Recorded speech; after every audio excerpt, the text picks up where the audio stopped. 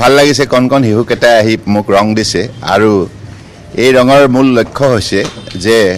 ফাকুৱাৰ ৰঙেৰে আমি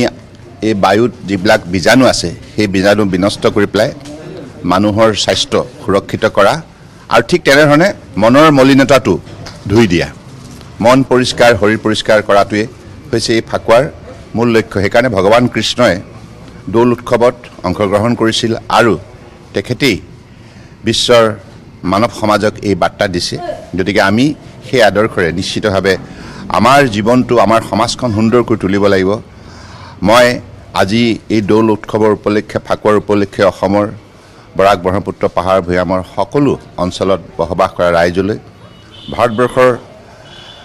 প্ৰতিটো প্ৰান্তৰ জনগণলৈ মই আন্তৰিক শুভেচ্ছা আৰু শ্ৰদ্ধা জ্ঞাপন কৰিছোঁ আৰু ঈশ্বৰৰ ওচৰত প্ৰাৰ্থনা জনাইছোঁ